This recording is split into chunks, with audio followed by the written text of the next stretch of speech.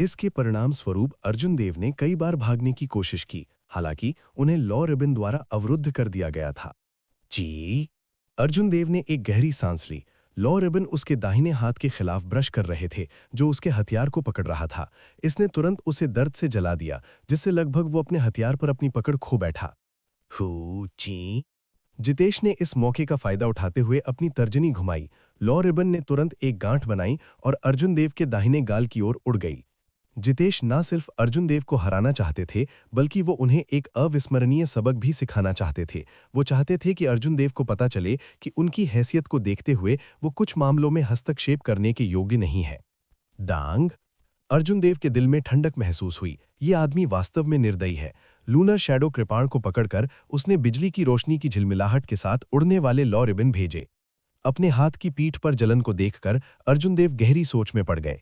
ऐसा लगता है कि मेरे पास इससे निपटने का एक तरीका है। मुझे थोड़ी देर और निरीक्षण करना चाहिए। लॉ रिबन ने हवा भर दी। अर्जुन देव की आकृति नृत्य रिबन के साथ हिल गई। उसका शरीर बगल में ऊपर नीचे बाएं दाएं फ्लिप हुआ। कभी कभी अर्जुन देव चंद्र छाया कृपाण को लहराते थे और कुछ लॉ रिबन को चकमा देते थे जिन्हें वो टाल नहीं सकते थे। नीचे के सभी लोग अनजाने में खड़े हो गए। जब उन्होंने हवा में नाचते हुए लंबे लॉ रिबन को देखा तो वे इतने चकित हो गए कि वो अपना मुंह बंद नहीं कर सके। ये कौन सी मार्शल तकनीक है? ये इतना अजीब क्यों है? ये उसे पूरी तरह से वहां फंसा देता है, जिससे वो भागने से बच जाता है। ऐसी कुशल लॉ नियंत्रण तकनीक। जितेश की इस आग की स्थिति वास्तव में अकल्पनीय स्तर पर पहुंच गई है। मुझे आश्चर्य है कि अर्जुन देव इससे कैसे निपटेंगे। ऐसा लगता है कि इससे निपटने का कोई तरीका नहीं है। जब तक वो इस नृत्य को सक्रिय होने से पहले 1000 लपटे नृत्य को बिखेर नहीं देता, तब तक वो हार जाएगा। मेरी राय में एक बार जब वो इसमें फंस जाएगा तो मूल रूप से असफल हो जाएगा। ये प्राचीन युग की एक मार्शल तकनीक हो सकती है। पूरे देवलोक महाद्वीप में केवल उसी स्थान पर प्राचीन युग की मार्शल तकनीक की पूरी विरासत है, अन्यथा ये इतना अजीब नहीं होगा। भीड़ ने आपस में चर्चा की जब उन्होंने इस अजीब मार्शल कौशल पर आश्चर्यचकित हुए। उन्हें आश्चर्य हुआ कि अगर वे अर्जुन देव के स्थान पर होते तो वे क्या करते। उन्हें आश्चर्य हुआ कि क्या वे अर्जुन देव से बेहतर कर सकते हैं। हालांकि परिणाम निराशाजनक थे। जब तक वे अर्जुन देव को तुरंत बाधित नहीं कर सकते या सार के मामले में उनसे आगे नहीं निकल सकते, तब तक वे लॉ के रिबन को तोड़ सकते हैं। अन्यथा अगर वे इसमें फंस गए होते तो हार केवल समय की बात थी। चलो देखते हैं कि तुम कितनी देर तक टिक सकते हो। ये देखकर कि वो वास्तव में अर्जुन देव को घायल नहीं कर सकता, जितेश निराश हुए बिना नहीं रह सका। आखिरकार उनकी राय में अर्जुन देव मुश्किल से ही इतने मजबूत थे कि वो एक कदम उठा सकते थे। अगर वो लंबे समय तक अर्जुन देव से नहीं निपट पाए, भले ही अंत में जीत जाएं, तो ये उनकी हैसियत के लिए अनुचित होगा। अचानक जितेश की तर्जनी लयबद्ध रूप से चलने लगी। सबसे बाहरी परत के 5 लॉ रिबन अचानक एक स्तंभ बन गए, जिससे अर्जुन देव मजबूती से फंस गए। हालांकि उनमें से अंतरतम 5 एक साथ संघनित हो गए और बाहर निकले। उनकी गति पहले की तुलना में दोगुनी तेज थी, जिससे किसी को चकमा देने का लगभग कोई समय नहीं बचा था। अर्जुन देव के भाव नहीं बदले। हालांकि वो अपने दिल में आनंदित था। ये वो अवसर था जिसका वो इंतजार कर रहा था। उसने अपने दाहिने हाथ से लूनर शैडो कृपाण को मयान किया। एक नीला महत्वपूर्ण क्यू अर्जुन देव की हथेली में डाला गया। जैसे ही संघनित लॉ रिबन उसके पास आने वाले थे, अर्जुन देव ने उनके शरीर को थोड़ा सा झुका दिया और उन्हें अपने दाहिने हाथ से पकड़ लिया। उसने अपने शरीर को थोड़ा सा झुका लिया और अपने दाहिने हाथ से पकड़ लिया। एक सियान ड्रैगन पंजा अचानक प्रकट हुआ और उसने लॉ बेल्ट को पकड़ लिया। पुच्ची। ड्रैगन के पंजे चिलचिलाती लॉ बेल्ट से टकराए, जिससे तीव्र घर्षण पैदा हुआ। चिंगारियों के गुच्छे सभी दिशाओं में फैल गए। अर्जुन देव ने पहले आग की लपटों का तापमान परीक्षण किया था। वो जानता था कि लपटें इतनी डरावनी नहीं थीं जितनी उसने कल्पना की थी। अपने शरीर की गुणवत्ता और अपनी पूर्ण वाइटल क्यू के साथ वो आग की गर्मी का सामना कर लेगा। जब तक वो गर्मी को सहन करता था, तब तक वो बिना घायल हुए लॉ रिबन को पकड़ सकता था। अर्जुन देव लंबे समय से दूसरी पार्टी के लिए लॉ रिबन को संघनित करने का इंतजार कर रहे थे। ब्लड फ्लेम शूज सीक्रेट तकनीक को सक्रिय करें। अर्जुन देव चिल्लाए और उनके जूतों पर पैटर्न तुरंत चमक उठे। उसकी गति तुरंत मैक 4 तक पहुंच गई। अर्जुन देव की आकृति टिमटिमा रही थी क्योंकि उन्होंने 5 लॉ रिबन पकड़े और बैरियर से बाहर कूद गए। उसने तुरंत आराम महसूस किया। जितेश ने सदमे में 5 लॉ रिबन को देखा। उन्हें समझ नहीं आ रहा था कि अर्जुन देव ज्वाला रिबन के तापमान को कैसे झेल पाए। कुछ देर स्तब्ध रहने के बाद जितेश ने रिएक्ट किया। उसने अपनी उंगलियों को हिलाया और अन्य 5 लॉ रिबन को फिर से लंबा करने के लिए नियंत्रित किया। वो अर्जुन देव को फिर से घेरना चाहता था। इस बार जब तक वो अर्जुन देव को घेर सकता है, वो किसी भी अधिक जोखिम को लेने के बजाय अधिक समय बिताना पसंद करेगा। अर्जुन देव ने लंबी लॉ रिबन को देखा और धीरे से मुस्कुराया। वो एक ही गलती 2 बार कैसे कर सकता है? नीचे उतरो। अर्जुन देव चिल्लाया और अपने वाइटल क्यूई और एसेंस को मिला दिया। उसकी ताकत भयानक 4 लाख किलोग्राम बल तक पहुंच गई। उसने अपने दाहिने हाथ में 5 लॉ रिबन पकड़े और उन्हें जमीन पर फेंक दिया। इसलिए भीड़ ने एक चौंकाने वाला दृश्य देखा। लॉ रिबन के मालिक को वास्तव में अर्जुन देव ने फेंका था और जमीन में पटक दिया। Bang, bang, bang. 1 किलोमीटर दूर अर्जुन देव के केंद्र के रूप में जितेश का शरीर हवा में ऊपर नीचे उछलता रहा। जब वो उतरा तो उसने तुरंत एक विशाल गड्ढा बना दिया। Bang, bang. तुरंत आंगन के आसपास बड़े बड़े गड्ढे दिखाई दिए। इस तरह के हंगामे ने वहां से गुजरने वाले कुछ काश्तकारों का ध्यान आकर्षित किया। जब अर्जुन देव ने अर्जुन देव को एक पीक सुपीरियर मार्शल किंग को हवा में उछालते हुए देखा, जैसे वो एक खिलौना फेंक रहा हो, वो अविश्वास में डूब गया। FUCK, ये आदमी थोड़ा अतिरंजित है। आंगन में ग्रेट चू नेशन की एक उत्कृष्ट प्रतिभा मदद नहीं कर सकती थी, लेकिन चिल्ला रही थी। ग्रेट जिन नेशन के ईवल मून पवेलियन का एक विशेषज्ञ वास्तव में अर्जुन देव द्वारा खेला गया था। आधे पौन घंटे पहले अर्जुन देव अभी भी खतरनाक स्थिति में थे। आधे चौथाई घंटे बाद सब कुछ उलट गया। गति इतनी तेज थी कि किसी के लिए भी प्रतिक्रिया करना मुश्किल था। शूं। जब अर्जुन देव ने अपनी पकड़ ढीली की तो उन्हें पता चला कि आग की लपटें पूरी तरह से गायब हो गई थीं। उन्होंने बिना किसी हिचकिचाहट के जमीन पर बैठे जितेश की ओर देखा। आगे बढ़ते हुए उनकी आकृति टिमटिमाई। जब वो उड़ रहा था तो उन्होंने 9 परिवर्तनों का अनुष्ठान किया, जिससे 9 समान क्लोन बने। जितेश गहरे गड्ढे में दयनीय स्थिति में था। उसके बाल बिखरे हुए थे और उसका रंग पीला था। उसके होठों के कोने से खून निकल रहा था और उसके कपड़े फटे हुए थे। जब जितेश ने अर्जुन देव को उतरते देखा तो उसकी आंखों में गुस्सा चमक उठा। उसने अपनी हथेलियों को एक साथ दबाया और उसके शरीर से आग के छल्ले फैल गए। यह जितेश की अनूठी तकनीक थी, ring of wind flaming palm. Bang, bang, bang. आग की लपटों में की क्रूर ऊर्जा थी। उन्होंने अर्जुन देव के क्लोन को ऊर्जा के टुकड़ों में विस्फोट कर दिया, जिससे वे शून्य में विलीन हो गए। जितेश ने आखिरी बचे हुए क्लोन पर नजर डाली और उसकी निगाहें ठंडी हो गईं। उसने ठंडे स्वर में कहा, मर जाओ।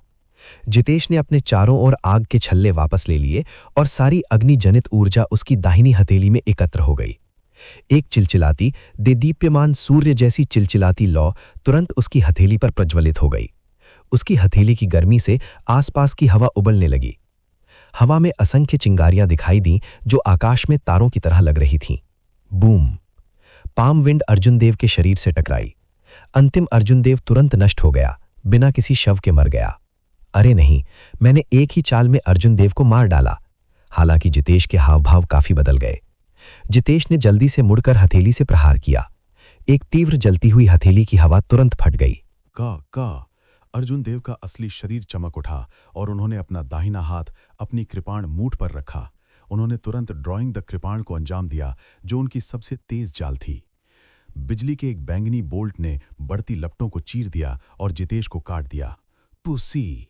जैसे ही बिजली की रोशनी टिमटिमाती थी, अर्जुन देव का अचानक हमला तुरंत जितेश के बचाव को तोड़ देता था और उसके कंधे पर एक लंबा घाव छोड़ देता था। बैंग। कृपाण के बढ़ते बल ने जितेश को 100 मीटर पीछे उड़ने के लिए भेज दिया। जब जितेश ने अपने कंधे पर घाव पर टिमटिमाती बिजली की रोशनी देखी तो वो घबरा गया। ये किस तरह की मार्शल तकनीक है? अप्रत्याशित रूप से यह अपने हत्या के इरादे को पूरी तरह से छिपा सकता है। ये आदमी बहुत भयानक है। मैं उसे जिंदा नहीं छोड़ सकता, नहीं तो भविष्य में अनंत परेशानी होगी। भले ही वो केवल एक अवर ग्रेड मार्शल किंग है, वो पहले से ही इतना मजबूत है। अगर मैं उसे 2 साल और दूं तो हो सकता है कि वो मुझे 5 नेशन यूथ कंपटीशन में दबा सके। जितेश ने अपना मन बनाने के बाद उसने एक औषधीय गोली निगल ली और अर्जुन देव को ठंड से देखा। उन्होंने कहा, बहुत अच्छा, आप वास्तव में मुझे घायल करने में कामयाब रहे। अब अपने आप को अपंग कर दो और मैं तुम्हें छोड़ दूंगा, अन्यथा मुझे मारने के लिए मुझे दोष मत देना। लूनर शैडो कृपाण ने उसकी कलाई से एक कृपाण प्रकाश भेजा। अर्जुन देव ने धीरे से मुस्कुराते हुए कहा, तुम सच में घमंडी हो। अपनी आंखें खोलो और दुनिया को ठीक से देखो। महान जिन राष्ट्र की किंवदंतियों में डूबना बंद करो। उन्होंने कहा, समय बहुत पहले ही बदल चुका है।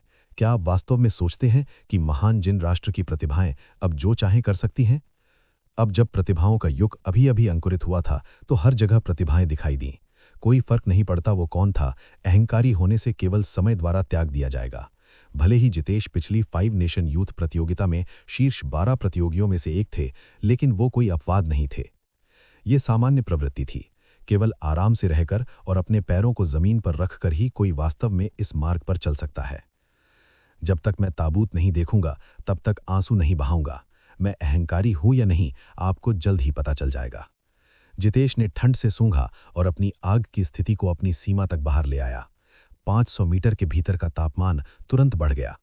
एक अलौकिक और निराकार आग हर जगह फैल गई। 1000 फ्लेम पाम। जितेश ने एक और हथेली से प्रहार किया। आग की हथेली बहुत ठोस लग रही थी। हथेली पर रेखाएं भी स्पष्ट हो गईं। भूम भूम भूम। जितेश ने गहरी सांस ली और अपनी हत्या की को छोड़ दिया। उनकी हथेली की छवियां चारों ओर नृत्य कर रही थीं और आग की एक हथेली हवा में भर गई, अर्जुन देव की ओर बढ़ रही थी। आग की इस चरम अवस्था वास्तव में शक्तिशाली है। अर्जुन देव ने हवा में भरती हुई हथेली की छवियों को देखते हुए मन ही मन सोचा। अर्जुन देव ने अपने माथे को ढकने वाले कपड़े की पट्टी को फाड़ दिया। अर्जुन देव के माथे पर लाल निशान तेजी से टिमटिमाने लगा। बैंगनी कृपाण तुरंत एक लाल रंग की रोशनी से टिमटिमा गई। वो कोई स्वर्ग को तोड़ दो। अर्जुन देव ने दोनों हाथों से उसकी कृपाण को पकड़ लिया और गड़गड़ाहट और नरसंहार की स्थिति को विलीन कर दिया। कृपाण पर बैंगनी और लाल रोशनी ने प्रकाश का एक अजीब स्तंभ बनाया। जब अर्जुन देव के सिर के ऊपर वुकुई वृक्ष पूरी तरह से बन गया तो प्रकाश का स्तंभ तेजी से लंबा हो गया। नरसंहार की स्थिति के समर्थन से बिजली की रोशनी का स्तंभ बह गया। पाल की सभी छवियां पतझड़ की हवा की तरह थीं, जो गिरे हुए पत्तों को बहा रही थीं। जब प्रकाश के स्तंभ ने उन्हें छुआ तो वे तुरंत गायब हो गए, असंख्य चिंगारी में बदल गए। अपने प्रतिद्वंद्वी की 1000 फ्लेम पाम को एक ही चाल में तोड़ने के बाद अर्जुन देव नहीं रुके।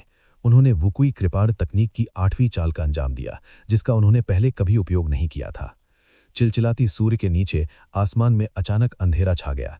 असीम गरज के बादल फैल गए और गड़गड़ाहट हुई, जिससे अर्जुन देव की आभा अपनी सीमा तक बढ़ गई। जितेश के हाव भाव बहुत बदल गए। जैसे ही वो जल्दी से पीछे हटे, उनकी आकृति चमक उठी। इससे पहले अर्जुन देव ने उन्हें खिलौने की तरह इधर उधर फेंक दिया था। उन्हें पहले ही काफी आंतरिक चोटें आ चुकी थीं। उसके बाद उन्होंने निर्णय लेने में गलती की और अर्जुन देव की कृपाण से उनके कंधे में चोट लग गई। मूलतः जितेश ने सोचा था कि जब वो अपनी आग की स्थिति के साथ 1000 फ्लेम पाम का अंजाम देगा तो वो अपने प्रतिद्वंद्वी को एक ही चाल में मार गिराएगा। किसने कल्पना की होगी कि अर्जुन देव एक के बाद एक तुरुप केक के इस्तेमाल करेंगे। अप्रत्याशित रूप से अर्जुन देव ने 2 अलग-अलग स्थितियां पकड़ लीं। जब नरसंहार की स्थिति और गड़गड़ाहट की स्थिति एक साथ विलीन हो गई तो इसने जितेश की स्थिति को पूरी तरह से दबा दिया। अब जब जितेश ने इतनी भयानक कृपाण तकनीक देखी तो उसके दिल में डर पैदा हो गया।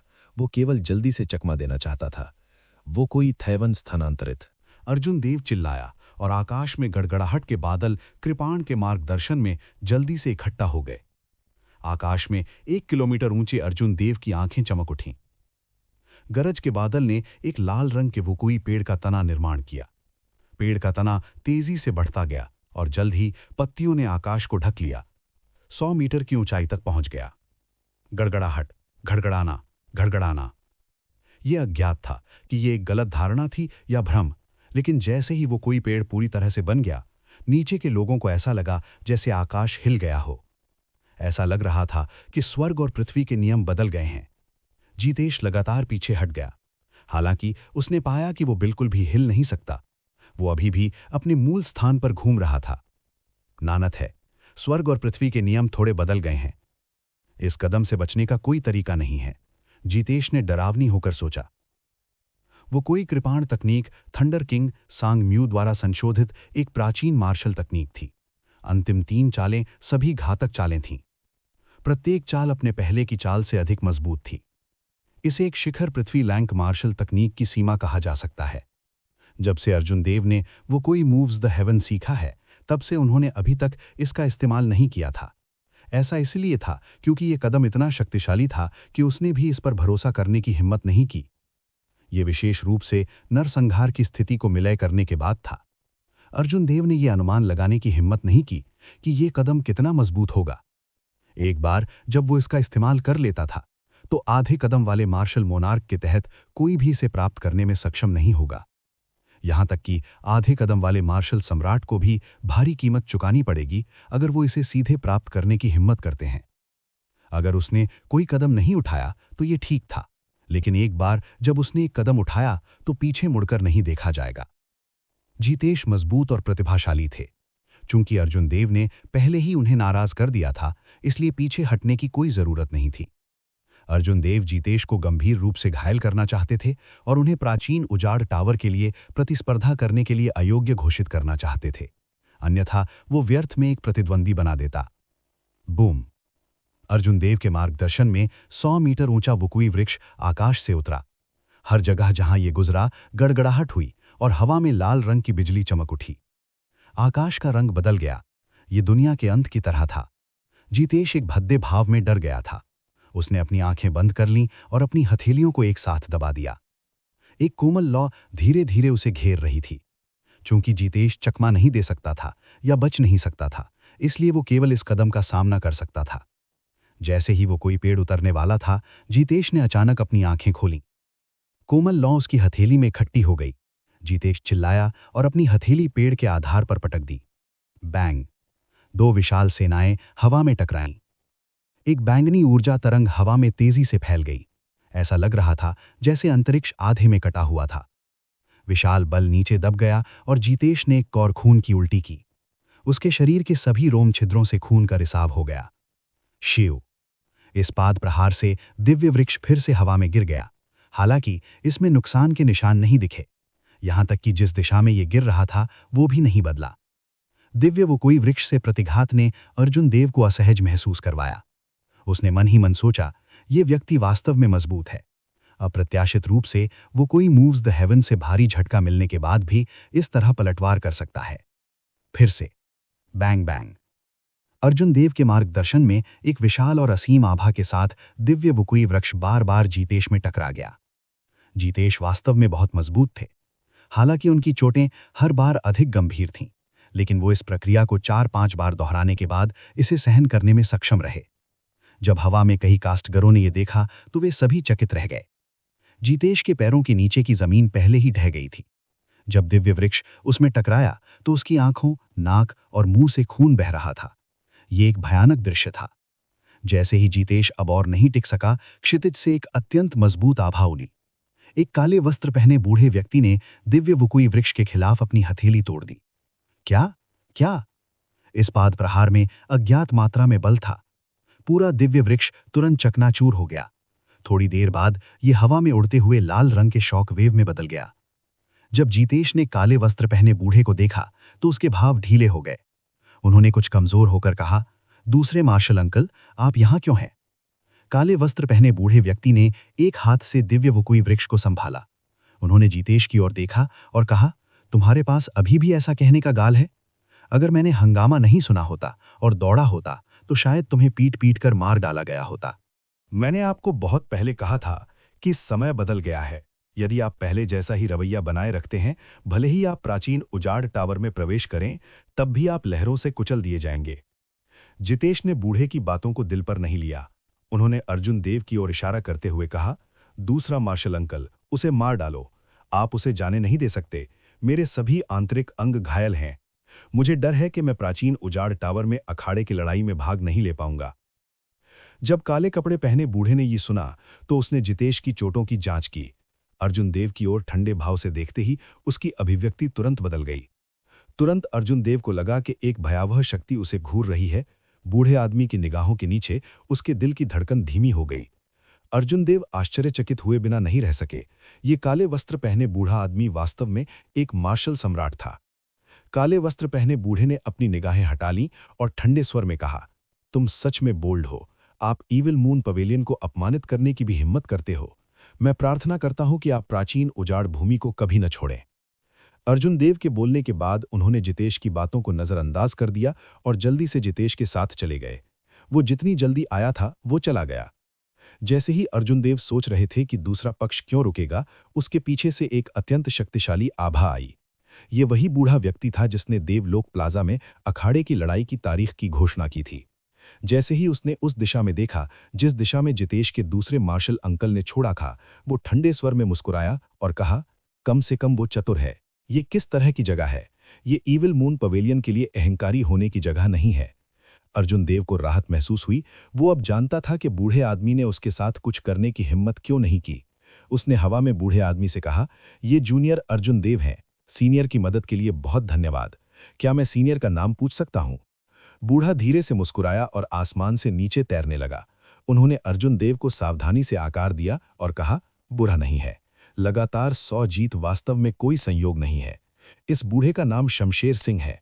आप मुझे सिर्फ सीनियर शमशेर कह सकते हैं। अर्जुन देव ने सिर हिलाया और फिर से धन्यवाद दिया। जब आंगन में अन्य उत्कृष्ट प्रतिभाओं ने बूढ़े व्यक्ति को देखा तो वे सभी उड़ गए और सम्मानपूर्वक उसका अभिवादन किया। शमशेर सिंह ने अर्जुन देव की ओर देखा और कहा, आज आपने स्वर्गीय संहार संघ की बहुत मदद की है। जब तक आप प्राचीन उजाड़ भूमि में हैं, मैं गारंटी दे सकता हूं कि ईविल मून मंडप से कोई भी आपको छूने की हिम्मत नहीं करेगा। मेरे पास व्यक्तिगत रूप से आपको धन्यवाद देने के लिए यहां कुछ है। शमशेर सिंह ने एक औषधीय गोली की बोतल को फेंक दिया। जब अर्जुन देव ने इसे खोला और इसे सूंघा तो उन्हें एक भारी औषधीय सुगंध की गंध आई जो उन्हें मदहोश कर देती थी। लगातार लड़ाइयों के बाद अर्जुन देव को कुछ आंतरिक चोटों का सामना करना पड़ा था। जब उसने इस खुशबू को सूंघा तो उसे तुरंत बेहतर महसूस हुआ।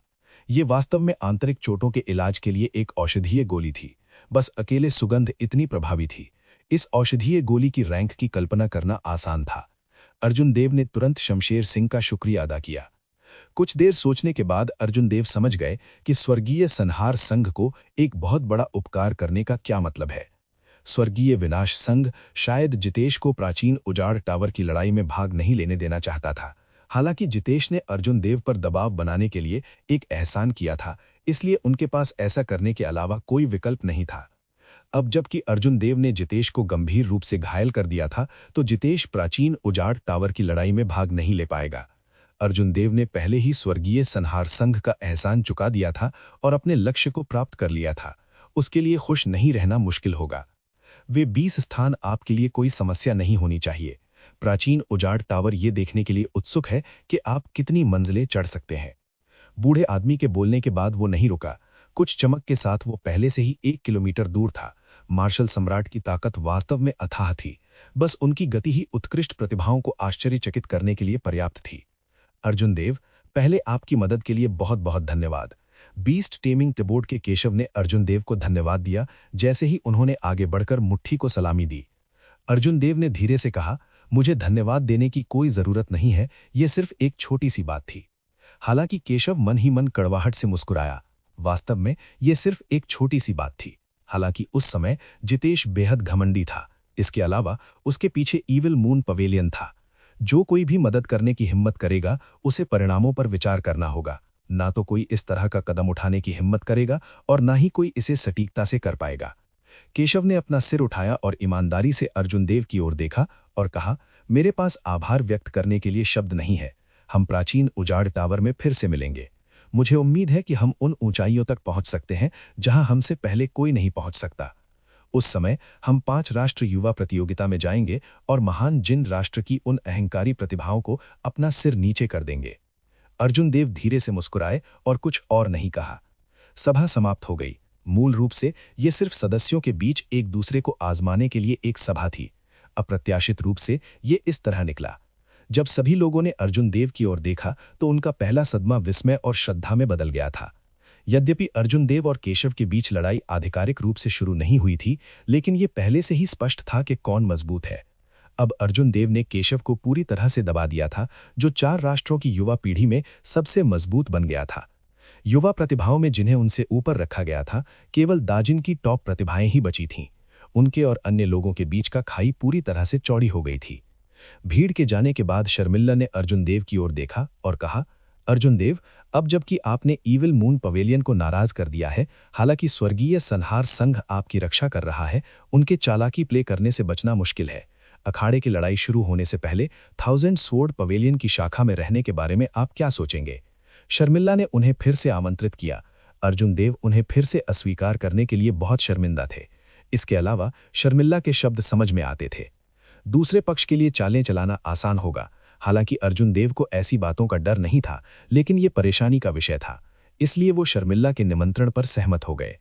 जैसे ही वो दोनों 1000 स्वॉर्ड पवेलियन की शाखा की ओर बढ़े, एक अधमस्तिष्क व्यक्ति जिसके चेहरे पर काले निशान थे, आंगन के बाहर एक पेड़ की चोटी पर खड़ा था। चेहरे पर काले निशान के साथ एक अधेड़ उम्र का आदमी एक पेड़ की चोटी पर खड़ा था और अर्जुन देव को भावहीन रूप से घूर रहा था। यदि अर्जुन देव ने इस व्यक्ति पर ध्यान दिया तो उसे पता चल जाएगा कि यह व्यक्ति डार्क चर्च का अवशेष था जिसने मार्शल ऋषि की लाश चुरा ली थी। यह वास्तव में ब्लू ड्रैगन की है।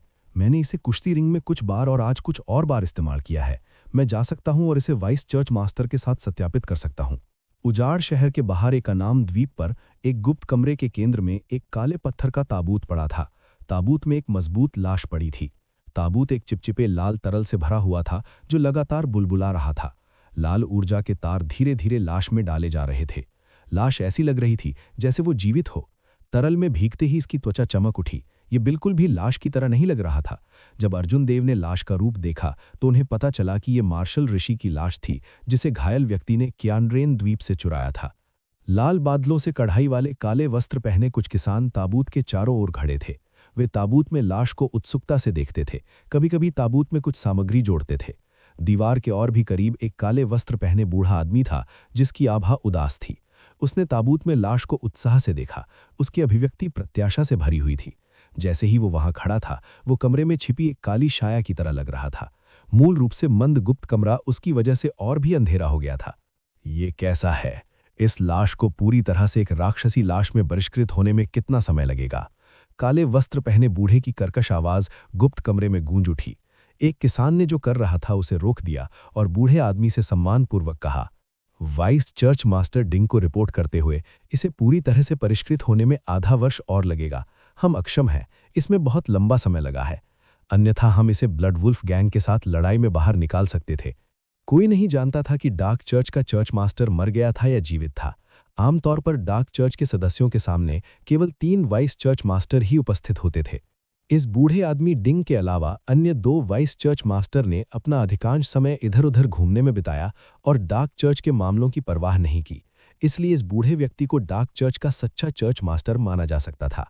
बूढ़े आदमी डिंग ने मुस्कुराते हुए कहा, ये लंबा नहीं है, बिल्कुल लंबा नहीं है। ये केवल आधा वर्ष है। ये एक दुर्लभ भौतिक शरीर मार्शल ऋषि है जो 1000 वर्षों में एक बार प्रकट होता है। जहां तक ब्लड वुल्फ गैंग की बात है, तुम्हें उनकी चिंता करने की कोई आवश्यकता नहीं है। वे सिर्फ कुछ छोटे फ्राइज हैं। डोंग डोंग डोंग, गुप्त कमरे के दरवाजे पर दस्तक दी गई थी। तभी पत्थर का दरवाजा खुला। काले की से घिरे डार्क चर्च का एक सदस्य चर्च मास्टर डिंग के सामने आया और उससे कुछ शब्द फुसफुसाए। ओल्ड मैन डिंग को यह सुनने के बाद उसका चेहरा फिर से खुशी से चमक उठा। उसने इस व्यक्ति को खारिज करते हुए अपना हाथ लहराया। फिर उसने मार्शल ऋषि की लाश को शुद्ध कर रहे चारों लोगों से कहा, आधे वर्ष तक इस गुप्त कमरे में रहो और मत जाओ। जब हो जाएगा तो मैं तुम्हें इनाम दूंगा। चारों ने जल्दी से सिर हिलाया। फिर बूढ़ा गुप्त कमरे से बाहर निकल गया और एक बड़े हॉल में पहुंच गया। घायल व्यक्ति पहले से ही लंबे समय से हॉल में इंतजार कर रहा था। जब उसने बूढ़े आदमी को देखा तो उसने जल्दी से झुककर कहा, वू यांग चर्च मास्टर को बधाई देता है। ओल्ड मैन डिंग के झुर्रीदार चेहरे पर मुस्कान दिखाई दी। उन्होंने कहा, इतना विनम्र होने की जरूरत नहीं है। तुम्हारे पास मेरे लिए क्या अच्छी खबर है? वो यांग ने सिर हिलाया और कहा, जिस बव्वा ने क्यानरेन द्वीप पर मार्शल ऋषि की दफन वस्तुओं को छीन लिया, वो वास्तव में ब्लू ड्रैगन मार्शल स्पिरिट का उत्तराधिकारी है। जब चर्च मास्टर डिंग ने यह सुना तो उसकी अभिव्यक्ति थोड़ी बदल गई। उसने गहरी सोच में प्रवेश किया। चर्च मास्टर के बंद दरवाजे की खेती में जाने से पहले उन्होंने कहा था कि ब्लू ड्रैगन मार्शल स्पिरिट का उत्तराधिकारी निश्चित रूप से दिखाई देगा। ऐसा लग रहा था कि यह सच था। संप्रदाय के नेता ने कहा था कि वो इस व्यक्ति को एक छोटी सी परीक्षा देंगे। यदि वो परीक्षा पास नहीं कर सका तो वो कचरे का एक टुकड़ा होगा और सीधे मारा जा सकता है। संप्रदाय के नेता डिंग ने थोड़ी देर के लिए वू यांग को आकार दिया और एक विचार के साथ आए। उन्होंने कहा, वू यांग, माइनर फील्ड एसेंस पिल जो मैंने आपको कुछ समय पहले नहीं दी थी, वो काफी प्रभावी है ना? आप केवल आधे महीने में आधे कदम वाले मार्शल मोनार्क के लिए आगे बढ़े। फील्ड एसेंस पिल डार्क चर्च के लिए एक अद्वितीय उच्च रैंक वाली औषधीय गोली थी। ये राक्षसी जानवर मार्शल स्पिरिट्स वाले काश्तकारों के लिए बेहद प्रभावी था। ये उन्हें कम समय में बाधाओं को दूर करने में मदद कर सकता था। नीदरलैंड चर्च के काश्तकारों की नज़र में वे बेहद आकर्षक थे। सामान्य परिस्थितियों में नीदरलैंड चर्च के किसान नीदरलैंड चर्च को हराने में सक्षम नहीं होंगे। 9 महान बुजुर्गों के अलावा इस तरह के इनाम को प्राप्त करने के लिए अन्य लोगों को महान योगदान देना पड़ा। वू यांग द्वारा एक मार्शल ऋषि की लाश को वापस लाने के बाद चर्च मास्टर डिंग ने उन्हें 3 माइनर फील्ड एसेंस पिल्स प्रदान की, जिससे तुरंत उनकी ताकत बढ़ गई और उन्हें आधे कदम वाले मार्शल सम्राट तक पहुंचने की अनुमति मिली। वू यांग के दिल की धड़कन रुक गई। वो जानता था कि कुछ अच्छा आने वाला है। अपनी खुशी को दबाते हुए उन्होंने कहा, मेरा पालन पोषण करने के लिए संप्रदाय के नेता को बहुत बहुत धन्यवाद। स्मॉल फील्ड एसेंस पिल का प्रभाव वास्तव में बहुत अच्छा है। संप्रदाय के नेता डिंग ने धीरे से मुस्कुराते हुए कहा, तो फिर मैं ये मामला आप पर छोड़ता हूँ। इस व्यक्ति को मारने का अवसर खोजे। आपके काम पूरा करने के बाद मैं आपको एक प्रमुख दानव सार कोर दूंगा। Greater demon essence core. Wu Yang के चेहरे पर निशान मदद नहीं कर सका बल्कि चिटकी काट रहा था। ग्रैंड डेमन एसेंस पेल एक ऐसी चीज थी जिसे 9 महान बुजुर्ग भी साल में केवल एक बार प्राप्त कर सकते थे।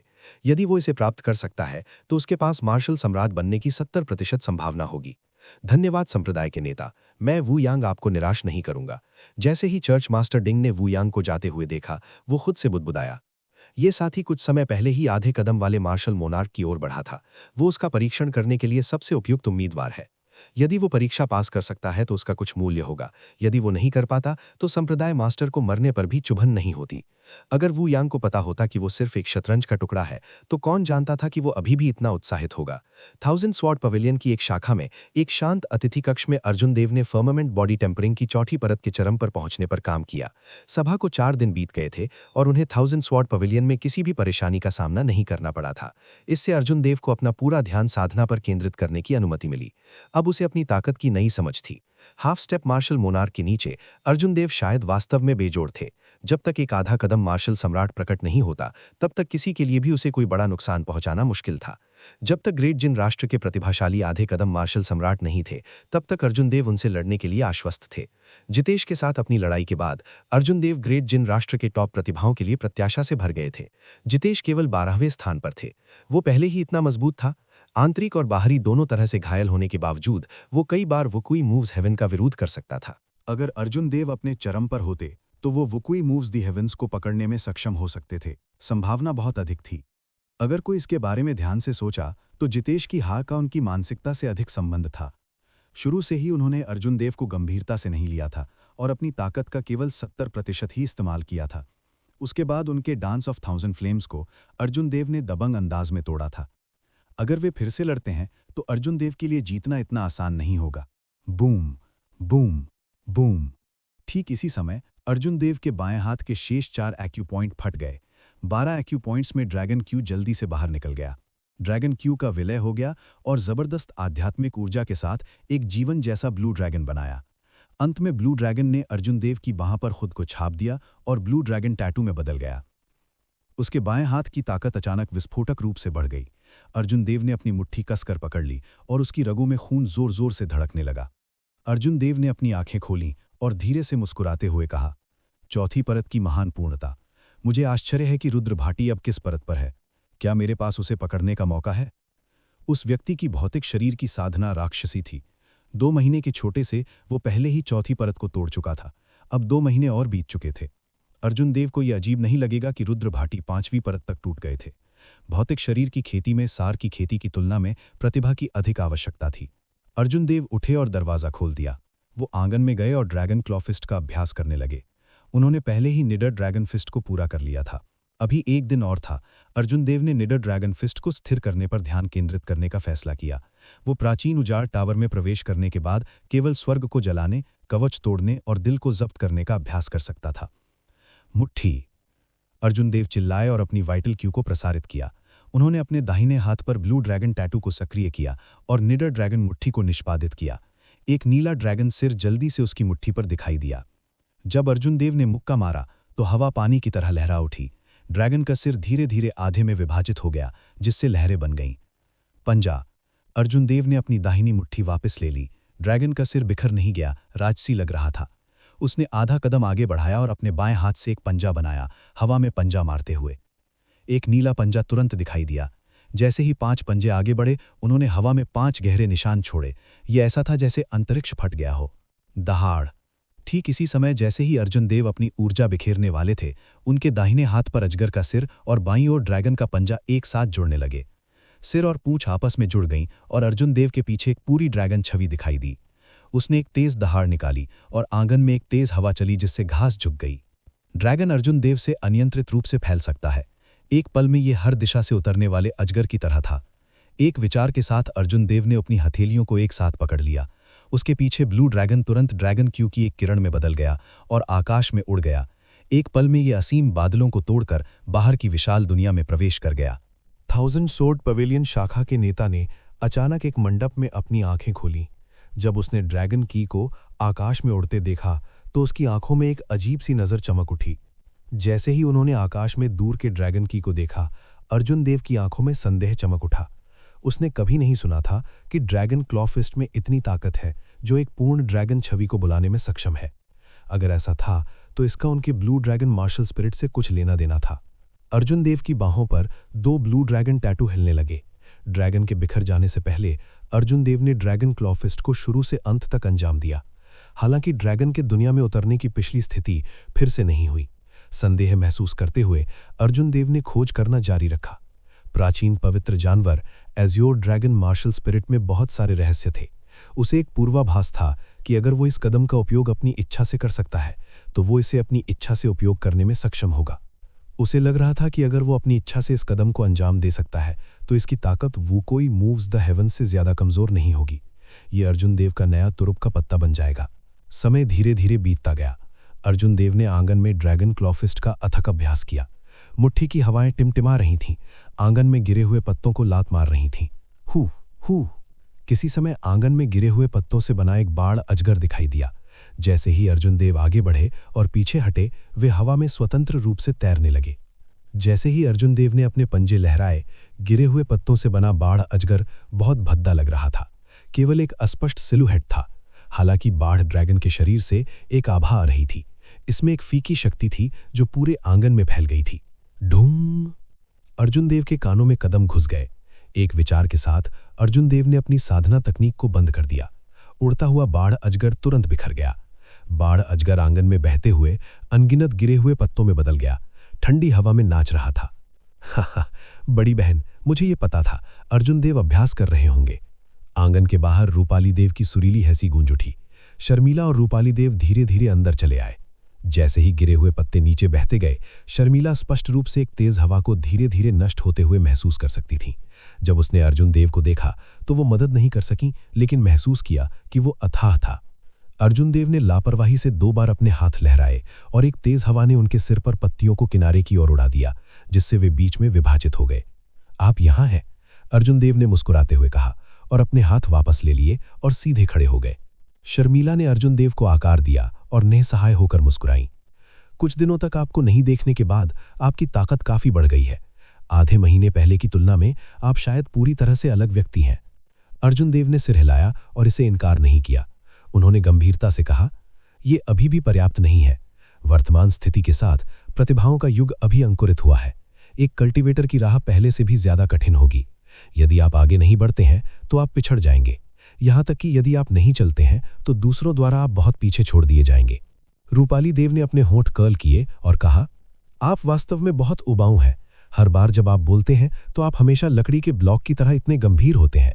अर्जुन देव ने अपना सिर हिलाया और मंद मंद मुस्कुराया। वो शांति और शांति पसंद करते थे, जीवंतता नहीं। ये कुछ ऐसा था जो कभी नहीं बदलेगा। उसने शर्मिला की ओर देखा और पूछा, तुम मुझे क्यों ढूंढ रही हो? शर्मिला ने कहा, हम दोनों आपको इसलिए ढूंढ रहे हैं क्योंकि हम उजाड़ शहर के चारों ओर एक नजर डालना चाहते हैं। इसमें कुछ भी जरूरी नहीं है। हालांकि मेरे मार्शल अंकल के जाने से पहले उन्होंने अचानक कहा कि वो आपसे मिलना चाहते हैं। हालांकि ये कुछ भी बड़ा नहीं होना चाहिए। अर्जुन देव हैरान रह गए। शर्मिला ने जिस मार्शल अंकल के बारे में बात की थी उसका नाम अवनीश था। वो उससे पहले भी एक बार मिल चुका था। अवनीश इस शाखा के नेता थे। वो यहाँ थाउजेंड स्वॉर्ड पवेलियन के मामलों में प्रभारी थे। वो एक मार्शल सम्राट थे। जहां तक बात यह है कि वो कितने मजबूत थे, अर्जुन देव को नहीं पता था। किसी भी मामले में वो बहुत मजबूत था और वर्तमान अर्जुन देव को आसानी से मार सकता था। अर्जुन देव ने सिर हिलाया और कहा, उस स्थिति में मेरे लिए प्रतीक्षा करें। मैं भी इस उजाड़ शहर के बारे में बहुत उत्सुक हूं। चारों ओर एक नजर डालना अच्छा होगा। फर्मामेंट बॉडी टेम्परिंग आर्ट की चौथी परत चरम पर होने के साथ अर्जुन देव थोड़ी देर के लिए आराम कर सकते थे। उजाड़ शहर के चारों ओर एक नजर डालना एक अच्छा विचार होगा। जल्दी जाओ और जल्दी वापस आओ। हमें बहुत लंबा इंतजार न करवाएं, अन्यथा हम आपको साथ नहीं लाएंगे। रूपाली देव ने मुस्कुराते हुए धमकी दी। अर्जुन देव धीरे से मुस्कुराए और शाखा के मुख्य भवन की ओर चल पड़े। जब वो पवेलियन में गए और मामले की सूचना दी तो पवेलियन के गार्ड तुरंत अर्जुन देव को सबसे ऊपरी मंजिल तक ले गए। पवेलियन 100 मीटर लंबा था और इसमें कुल 15 मंजिलें थीं। जब अर्जुन देव सबसे ऊपरी मंजिल पर पहुंचे तो उन्हें आसपास के दृश्य दिखाई दिए। शर्मिला के मार्शल अंकल ने जब अर्जुन देव को देखा तो वो तेजी से उनका स्वागत करने के लिए खड़े हो गए। आप यहाँ हैं, कृपया विराजे। ये ताज़ा पीसी हुई रैंक 4 स्पिरिट टी है, इसे आजमाएं। शर्मिला के मार्शल अंकल ने गर्मजोशी से मुस्कुराया। स्पिरिट टी की चाय की पत्तियों को एक विशेष विधि का उपयोग करके बनाया गया था। ये केवल उजाड़ शहर में बेचे जाते थे। रैंक 3 के बाद स्पिरिट टी सीमित मात्रा में बेची गई और इसे प्राप्त करना बहुत मुश्किल था। मार्शल अंकल ने अर्जुन देव के मनोरंजन के लिए इसका उपयोग किया, ये उनकी ईमानदारी दिखाने के लिए काफी था। अर्जुन देव बैठ गए और चाय का प्याला अपने होठों से लगा लिया। उसने भाप से भरी चाय को देखा और धीरे से उस पर फूंक मारी। उन्होंने कहा, वरिष्ठ बहुत विनम्र है, आप इस जूनियर की तलाश क्यों कर रहे हैं? अवनीश मंद मंद मुस्कुराया और कहा, छोटे दोस्त, चूंकि आप सीधे हैं इसलिए मैं इधर उधर नहीं घूमूंगा।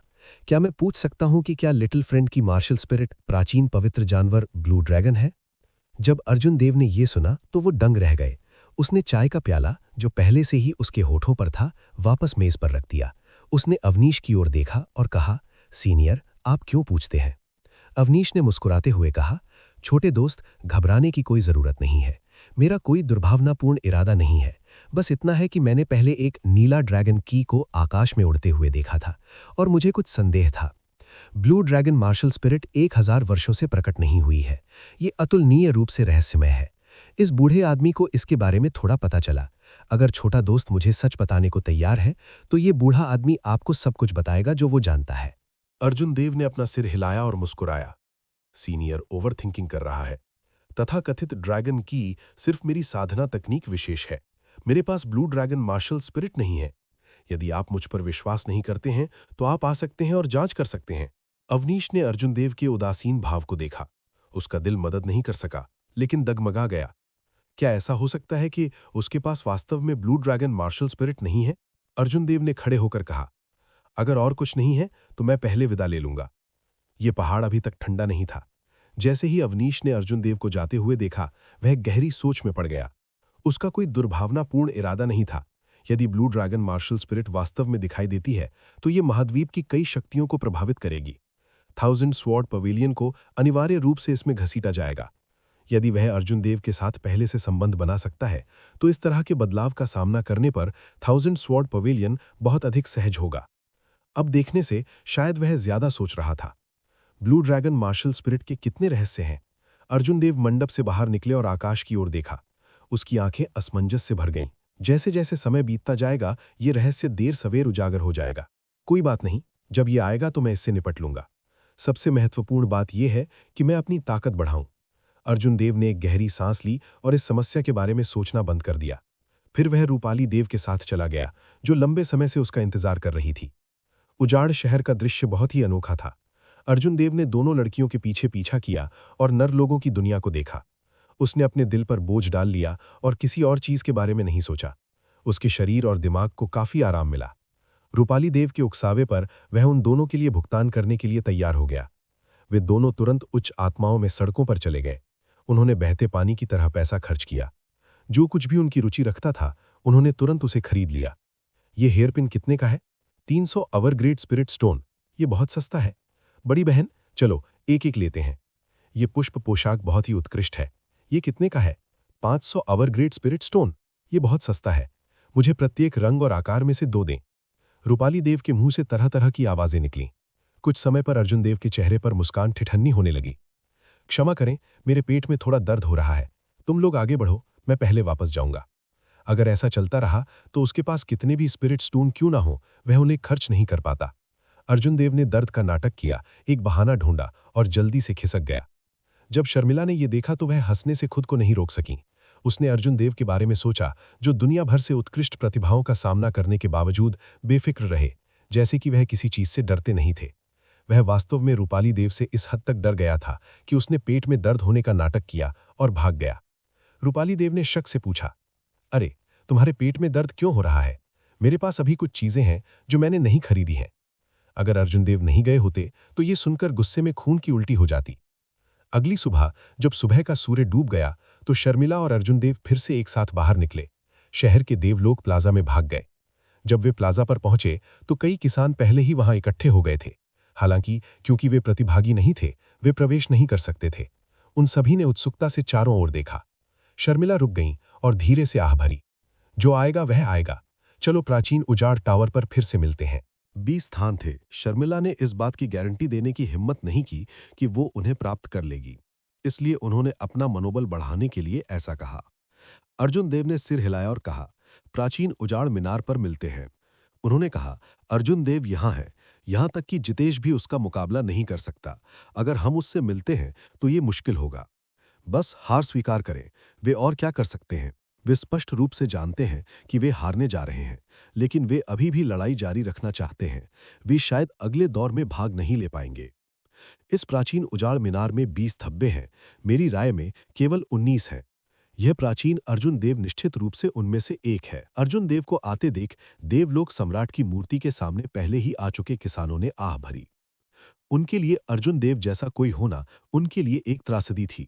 वे केवल देवताओं से प्रार्थना कर सकते थे कि जब वे चिट्ठियां खींचते हैं तो वे उसे आकर्षित ना करें। अर्जुन देव ने उनसे कोई फर्क नहीं पड़ता। शर्मिला को शुभकामनाएं देने के बाद वो भीड़ में घुल मिल गए और चुपचाप शमशेर सिंह और अन्य लोगों के आने का इंतजार करने लगे। कुछ ही समय बाद स्वर्गीय विनाश संघ के प्रतीक के साथ काश्तकारों का एक समूह उड़ गया और मंच पर उतरा। उनका नेतृत्व करने वाले शमशेर सिंह थे, जिन्हें अर्जुन देव ने पहले देखा था। शमशेर सिंह ने 200 से अधिक काश्तकारों पर अपनी निगाहें घुमाईं। फिर उसने अपने बगल वाले व्यक्ति से कहा, जाओ और सिर की गिनती करो। यदि कम लोग हैं तो 15 मिनट और प्रतीक्षा करें। अगर और भी हैं तो हम तुरंत शुरू करेंगे। उस व्यक्ति को आदेश मिला और वो कर्मचारियों की गिनती करने चला गया। उसका काम पूरा होने के बाद वो वापस मंच पर चला गया और कहा, 276 लोग यहाँ हैं। शमशेर सिंह ने सिर हिलाया और कहा, अच्छा, आइए ड्राइंग लॉट्स का पहला दौर शुरू करें। प्लेटफॉर्म पर पहले से ही 4 काले लकड़ी के बक्से तैयार किए जा चुके थे। बक्सों में छेद थे जो केवल एक हाथ को फिट होने की अनुमति देते थे। स्वर्गीय विनाश संघ के मार्गदर्शन में अर्जुन देव ने भीड़ का पीछा किया और एक बक्से से एक लाल लकड़ी का टोकन निकाला। लकड़ी के टोकन पर 18 नंबर काले रंग में लिखा हुआ था। लॉट निकाले जाने के बाद शमशेर सिंह ने गहरी आवाज में कहा, नंबर 1 से 18 पहले अखाड़े में उतरेंगे। जिन लोगों ने लाल टोकन खींचा है वे पहले मैदान में उतरेंगे, फिर अपना नंबर लटकाएं। जिन लोगों ने नीला टोकन निकाला है वे उसी नंबर को ढूंढेंगे और मैच शुरू करेंगे। नियम सरल और स्पष्ट थे। प्रतिद्वंदी को यादृच्छिक रूप से चुना जा सकता है। अर्जुन देव ने नियमों को मंजूरी दे दी। 2 दिन में 30 मैच होंगे। ऐसे नियमों के तहत यह एक व्यक्ति की ताकत को सबसे बड़ी सीमा तक परखने में सक्षम होगा। अर्जुन देव 18वें नंबर पर थे। शमशेर सिंह के बोलने के बाद उन्होंने तुरंत एक अखाड़ा ढूंढा और उस पर कूद पड़े। फिर उसने अपना टोकन एक खंबे पर लटका दिया। थोड़ी देर बाद एक महान चू राष्ट्र साधक एक अत्यंत भद्दे भाव के साथ धीरे धीरे अर्जुन देव के क्षेत्र में चला आया। मेरी किस्मत वास्तव में बहुत खराब है, मुझे ये मनहूस पहले मैच में मिला था। वो व्यक्ति धीमी आवाज में बुदबुदाया। जब उसने अर्जुन देव को देखा तो वो अपने दिल में कोई लड़ाई की भावना नहीं जुटा सका। उन दोनों ने अपना रुख अपनाया और एक दूसरे को प्रणाम किया। फिर वे लड़ने के लिए तैयार हो गए। दोनों की आभा हवा में टकरा गई। जब महान चू राष्ट्र के साधक ने अर्जुन देव के चेहरे पर शांत भाव देखे तो उन्हें अर्जुन देव के बारे में सभी अफवाहों के बारे में याद आया। इसके अलावा जब उन्होंने व्यक्तिगत रूप से अर्जुन देव को केशव और जितेश से लड़ते हुए देखा तो जितना अधिक उन्होंने इसके बारे में सोचा उतना ही उन्हें लगा कि वो अर्जुन देव के लिए एक मैच नहीं थे। जैसे ही अर्जुन देव अपनी चाल चलने वाले थे, किसान ने असहाय होकर आह भरी और कहा, लड़ना बंद करो, मैं हार मानता हूं। यहां 200 से अधिक प्रतियोगी ऐसे थे जिन्होंने चयन के पहले दौर को पास किया था। वे सभी विभिन्न स्थानों से उत्कृष्ट प्रतिभाएं थीं। स्वाभाविक रूप से उनका अपना गौरव था।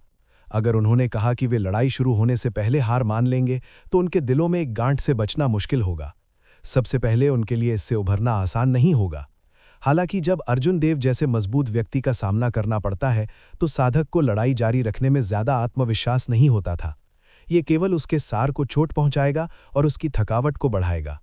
ये अगले मैच के लिए बहुत नुकसानदेह होगा। पेशेवरों और विपक्षों को तौलने के बाद कृषक केवल असहाय रूप से हार स्वीकार कर सकता था। आखिरकार प्राचीन उजाड़ टावर का स्लॉट सबसे महत्वपूर्ण था। कृषक सिर्फ अपने गौरव के कारण अगले मैच में खुद को नुकसान में होने नहीं दे सका। अर्जुन देव ने बेबसी से अपना सिर हिलाया और अखाड़े से बाहर चले गए। वे दूसरे पक्ष के हार मानने के फैसले से सहमत नहीं थे।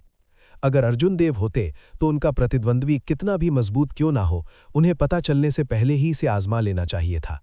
लड़ाई से पहले डरना एक किसान के दिल में तीक्ष्णता को बहुत प्रभावित करेगा। अगर ये लंबे समय तक चलता रहा तो वो तीक्ष्णता पूरी तरह से गायब हो जाएगी। भले ही भविष्य में उसकी खेती में सुधार हो, लेकिन उसकी युद्ध क्षमता में बहुत अधिक वृद्धि नहीं होगी। किसान असफलता से नहीं डरते थे, वे जिस चीज से डरते थे वो था अपना तीखापन खोना, अपने दिल में उस गर्व को खोना।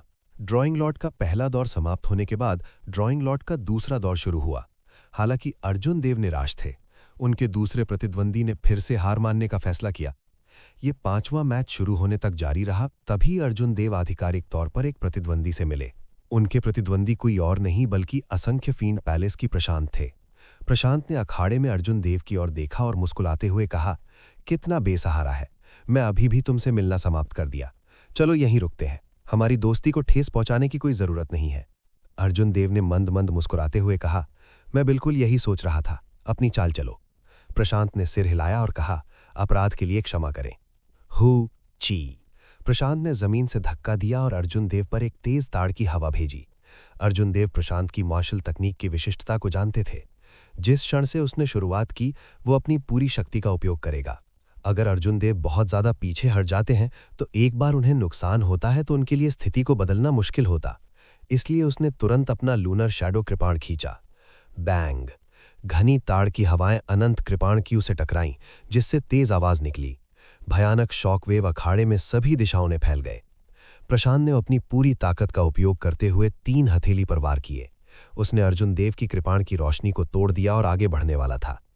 जब एक कृषक एक हथियार का इस्तेमाल करने वाले कृषक के खिलाफ अपनी मुट्ठी या हथेली का इस्तेमाल करते हैं तो वे एक जन्मजात नुकसान में होंगे। यह सिद्धांत था कि एक लंबा था उतना ही मजबूत था। हालांकि एक बार जब प्रतिद्वंदी करीब आ जाएगा तो हथियार अपना प्रभाव खो देगा और स्थिति बदल जाएगी। स्वाभाविक रूप से अर्जुन देव ने इस सिद्धांत को समझा। जैसे ही वो आगे बढ़ा, उसने लगातार अपनी कृपाण लहराई। उन्होंने अपने प्रतिद्वंदी को करीब आने से रोकने के लिए सभी प्रकार की मार्शल तकनीकों को अंजाम दिया। वे दोनों तेजी से अखाड़े में चले गए। उन दोनों ने अपनी उत्कृष्ट आंदोलन तकनीकों को निष्पादित किया। जल्द ही उन्होंने दर्जनों चालों का आदान प्रदान किया। वे दोनों आगे बढ़े और पीछे हट गए। वे दोनों बहुत सतर्क थे। लड़ाई धीरे धीरे गतिरोध में प्रवेश कर गई। केवल प्रशांत ही अर्जुन देव के खिलाफ हार स्वीकार नहीं करने की हिम्मत करता है। बस इसके बारे में सोचकर ही मुझे उदासी महसूस होती है। मैं इस दुनिया में 10 साल से अधिक समय से हूं और मैंने लड़ाई से पहले कभी हार स्वीकार नहीं की। आज मेरी मुलाकात अर्जुन देव से हुई, मुझ में लड़ने की भी हिम्मत नहीं है। मैं भी वही हूं। जब मैं उसे देखता हूं तो मुझे जितेश के साथ उसकी लड़ाई के बारे में याद आता है। आप सभी जानते हैं कि जितेश कितना मजबूत है। अंत में वो अभी भी उससे हार गया। मैं लड़ाई जारी रखने की हिम्मत कैसे कर सकता था? उन्होंने कहा, हम बस प्रार्थना करते हैं कि हमें अर्जुन देव न मिले। भले ही ये केशव हो, मैं हार मानने की पहल नहीं करूंगा। अर्जुन देव और प्रशांत के बीच की लड़ाई को जब लोगों के समूह ने देखा तो वे अर्जुन देव की ताकत पर चौंक गए और प्रशांत के साहस की प्रशंसा की। भले ही वो जानता था कि ज्यादा उम्मीद नहीं है, फिर भी उसने एक कदम उठाने की हिम्मत की। जब वे अपने बारे में सोचते थे तो उनके बीच की खाई स्पष्ट थी। वे केवल असहाय होकर आहें भर सकते थे। 1 घंटे तक लड़ाई जारी रही। अर्जुन देव को धीरे धीरे कुछ समस्याएं पता चलने लगीं। ऐसा लग रहा था जैसे वो प्रशांत की चालों के झांसे में आ गया हो। जैसे ही अर्जुन देव ने अखाड़े में प्रवेश किया, प्रशांत ने अपनी पूरी ताकत लगा दी। यद्यपि अर्जुन देव का सार प्रचुर मात्रा में था, लेकिन उसके पास वो अजीब साधना तकनीक नहीं थी जो उसके प्रतिद्वंदी के पास थी। सहन शक्ति के मामले में वो प्रशांत से अधिक समय तक नहीं टिक पाएंगे। अगर ये गतिरोध जारी रहा तो आखिरी हंसी जो पाता वो निश्चित रूप से प्रशांत होता। अर्जुन देव ने प्रतिक्रिया व्यक्त की और जल्दी से एक प्रतिवाद के बारे में सोचा। दर्जनों चालों का आदान प्रदान करने के बाद अर्जुन देव ने एक निर्णय लिया। उन्होंने अपना सब कुछ देने का फैसला किया। एक आर्क लाइट चॉप ने अपने प्रतिद्वंदी को पीछे ढकेल दिया। अर्जुन देव ने अपनी कृपाण को जमीन पर रखा और अपनी वाइटल क्यूई को अपने बाएं हाथ में घुमाया। जैसे ही वो आगे बढ़ा, एक नीली रोशनी इकट्ठा होने लगी। चियां चियां। कृपाण की मोक ने जमीन पर अनगिनत चिंगारियां पैदा की। अर्जुन देव ने जितेश पर हमला किया और उसकी छाती पर हथेली से वार किया। अर्जुन देव ने बिल्कुल भी चकमा नहीं दिया, ना ही पीछे हटे। ऐसा लग रहा था जैसे वो प्रशांत को मारने दे रहा हो। वो क्या कर रहा है? उसकी छाती खुले स्थानों से भरी है। जीत तय करने के लिए एक हथेली का प्रहार ही काफी है। जब दर्शकों ने यह देखा तो उन सभी ने असमंजस में अपना सिर हिलाया। हालांकि प्रशांत के हाव भाव थोड़े बदल गए। जैसे ही हथेली का प्रहार अर्जुन देव के सीने पर पड़ने वाला था, उन्होंने जमीन से धक्का दे दिया। अर्जुन देव ने कई आफ्टर इमेजेस को पीछे छोड़ते हुए जल्दी से पीछे हटे। जब वे अखाड़े के किनारे पर पहुंचे तो वे रुक गए और पाम एनर्जी को बिखेर दिया।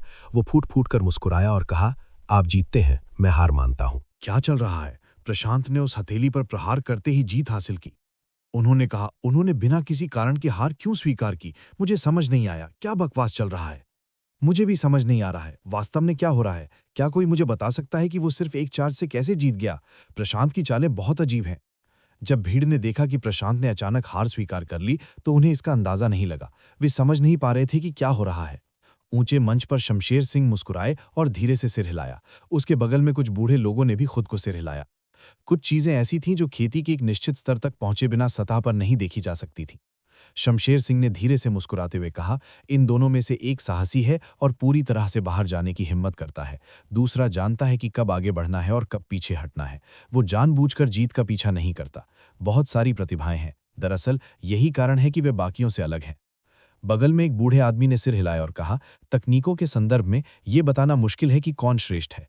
अर्जुन देव की कृपाण तकनीक और प्रशांत की हथेली की तकनीक, कोई भी दूसरे के लिए कुछ नहीं कर सकता। अगर वे जीतना चाहते हैं तो वे केवल तकनीकों से परे लड़ सकते हैं। उन्हें तराजू को अपने पक्ष में झुकाने के लिए रणनीति और अपनी विशिष्टताओं का उपयोग करना होगा। एक अन्य व्यक्ति ने आगे कहा, प्रशांत की विशेषता युद्ध में उनकी सहनशीलता है। इस प्रकार हमें जितना संभव हो सके लड़ाई में देरी करने की आवश्यकता है। जब दूसरे पक्ष का सार QE कमजोर हो जाता है तो हम वास्तव में विजेता का फैसला करने के लिए एक भारी झटका दे सकते हैं। उन्होंने कहा, अर्जुन देव की विशेषता उनका मजबूत शारीरिक शरीर और विस्फोटक सार है। हालांकि यदि वे जारी रखते हैं तो वे अपने सार को बहुत अधिक समाप्त कर देंगे। इस प्रकार उन्होंने प्रशांत को एक चाल में विजेता का फैसला करने के लिए एक आंतरिक स्थिति का इस्तेमाल किया। भले ही वे गंभीर रूप से घायल हों, उसे परवाह नहीं है। शमशेर सिंह ने धीरे से मुस्कुराते हुए कहा, ये दोनों जीनियस हैं। मैं वास्तव में अंतर्राष्ट्रीय बंजर टावर की प्रतीक्षा कर रहा हूं। मुझे आश्चर्य है कि वे कितनी दूर तक जा सकते हैं। शायद वे हमें चौंका देंगे। जब मंच पर मार्शल मोनार्क के विशेषज्ञों ने सरल लड़ाई के बारे में बताया तो नीचे की भीड़ स्तब्ध रह गई। उन्हें उम्मीद नहीं थी कि इस साधारण दिखने वाले कदम में इतनी सारी तरकीबें होंगी। वे सभी गहरी सोच में पड़ गए और इसे समझने लगे। अर्जुन देव ने अपने बाएं हाथ पर ब्लू ड्रैगन QE बिखेर दिया। उसने प्रशांत की ओर देखा जो अखाड़े के किनारे पर पीछे हट गया था और कहा, वास्तव में आप एक जुआ खेल सकते हैं।